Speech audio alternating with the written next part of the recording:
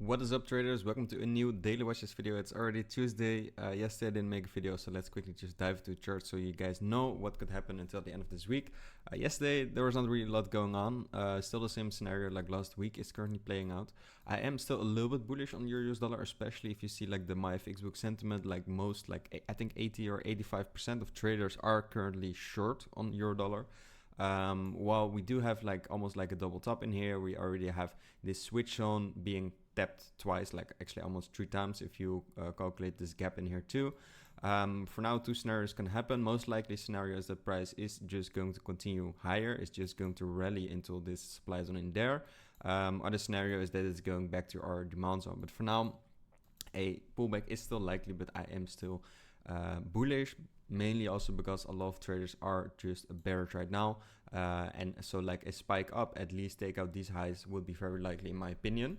So that said, moving over to the DXY real quick, and what we can see, price is still bearish. A pullback could still be happening. But what I was thinking is that price could easily just continue this drop and visit our demand zone before we make a pullback. But for now, yeah, we still have this valid supply zone up there. We still have like some area of supply in here that can be touched, so price can still be heading there, especially if you look at the lower time frame, right? If you go to the 15 minutes, you can see like a small change of character. So what we're seeing right now is basically that we have these highs in here being taken out, and we already touched into this demand zone right now. So for now, yeah, price could easily be heading up. But what I'm mainly looking at is for this demand zone to be broken and to continue the downward rally. I don't really like to trade like euro dollar short or something like that. So I'm just patiently just waiting for better setups to prevent themselves basically. Same thing with AUDUSD dollar. We did touch like a little bit higher than last week. So we had like the NFP in here. We went a little bit higher. We didn't really touch the top of that supply zone. So let's quickly draw it in. Or we did touch the top. I'm sorry, I think I drew that one wrong. So for now, yeah, we did touch the top of the zone. So that's basically what I was watching. Right now, still same with DXY and everything. A pullback is still likely now, especially if you go to the 15 minutes. We could easily be heading lower. Like a pullback would be very healthy for the market. So you could start to trade it.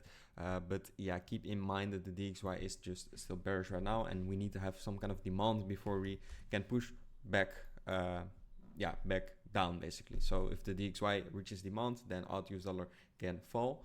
But for now, AUDUSD dollar, yeah, we already touched this part of the zone, and usually this part where price makes a pullback. So I was already anticipating for a little bit of a pullback like earlier last week. For now, I'm not really doing anything actually, since price is still bullish. It doesn't show any kind of reversal yet. So if you might see some kind of reversal happening, I might take some shorts. But it all depends on how price develops. Like for now, yeah, a pullback could be likely, but just as easily we could start to run up. Just patiently waiting what's going to happen. If we're going to break some lows, create some supply zones, then I'm going to act on that. But for now, not really a lot to do. So then we have NZDUSD dollar. We already seeing the pullback happening in here. So for NZDUSD dollar, I am still watching this demand zone for a further run to the upside. Now that said, going to the GBPUSD dollar, to the right chart of the GBPUSD dollar, and what we can see is similar scenario. We got a little bit of a pullback from our supply zone, so currently supply is in play on the GBPUSD dollar. So keep that in mind. We could go down on GBPUSD dollar. It would be very healthy if we just go down from here. So that's also what I am anticipating on. Even if the DXY stays in range a little bit, for example, then GBPUSD dollar can still move down.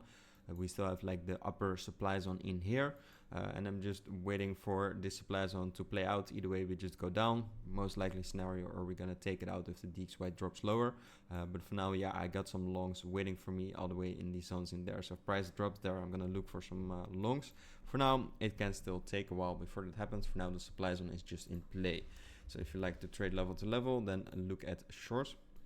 Now we have gold, and regarding gold, we had like a minor demand zone in here currently in play. We actually already took it out in here, right? So we have actually this one, let me try it right. We have this one currently in play, but we also have this trend line in here, and yeah, usually knowing Forex, these trend lines are being broken after the third or fourth touch. And right now that's also what I'm waiting for. I'm waiting for price to go back into our daily 4-hour demand zone. From here I would like to search for some shorts. Now if we go to the daily time frame, you can see it a little bit more clear. We got this daily demand zone in here. We got a clear breakout of the trend. We got a high in here being broken. So for now, yeah, price could be shifting to the upside. I'm looking for some longs and I'm looking for another run to the upside, probably to another all-time high soon. So at least you guys know what I'm watching. Preferably I want to take them if price breaks this level, but if price might run up from here, yeah, I might take some longs, but for now my bias is just long. That said, moving over to the Bitcoin, yeah, I think we got a little bit of a further drop than the last video I made. We identified this supply zone in the last video I made, so price came back into our 4-hour supply zone. Currently it is retesting it, and we got like kind of like this inverse head and shoulders pattern, right? So yeah, it could still break up. Like, I don't really trade head and shoulders, but still it could play out. For now we got some liquidity, some selling liquidity in here. However, keep in mind, if you look at the CFTC data, the positions are really cooled off, and I'm gonna make another video about that. So after this one I'm gonna record that video, but I'm basically gonna sum up what I found in those in the data basically. So let's quickly sum it up. What we saw is during August until like January, we saw a lot of heavy accumulation, like doubling of position sizes of net positions in the market. So they added a lot of long positions in this period. Of course, they already started down here, like, don't get me wrong, I'm gonna go all over that, but especially in this run we saw heavy accumulation happening. Now, following that, we came near the all-time highs, especially in here. When we just broke the all-time highs, we saw that shorts were increasing a little bit, but especially the long positions were decreasing. And from here on out, they actually just started decreasing it until now. For like the traders, like not really the banks, but like the smaller traders, the non-reportable positions, as they call it at the CFTC data, we saw a lot of shorts in here being added. So during this time, during June, we saw a lot of shorts in here being added. And yeah, I'm just carefully waiting what's going to happen. Like, if the data and the chart shows me that price wants to go up again, that they are going to accumulate again, maybe even higher, 65k, 70k, doesn't matter for me. If I see that they are heavily accumulating even around these levels, that means price can go up. But for now, they are just increasing their shorts, or at least at these levels in here, they were increasing their shorts. The last time was 2nd of July from their report. So that was around here. They didn't really have a lot of shorts yet, but probably after that, like after last week, they probably increased that a little bit more. So for now, I'm just waiting for the next data to come out, or either way, price is breaking these supply zones, breaking a trend line, etc. But for now, still, I am watching this 40 until 50k level. But if you look at the data, if you look at the chart, you can see that the best supply, the best demand zones are below in there. So also, if you go to the data, if you go to the weekly time frame, it both shows the same thing. Accumulation happened around 40 until 50k, and price is likely to be heading there soon. So either way, they're going to start accumulate again, or they just go back to their old zones. And I don't really want to catch the low. I don't want to catch this falling knife for now. I am still waiting for the downward push. I'm waiting for the 50k level. I think it's going to be a really slow summer, the next 1 or 2 months.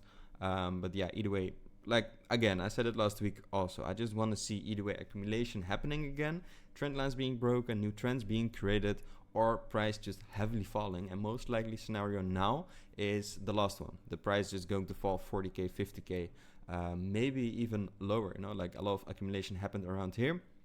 The second time accumulation happened was just around here, around the 40-50k level, and around here, around the all-time highs, they started scaling off, adding more shorts. So for now, shorts are still heavier than they were in here.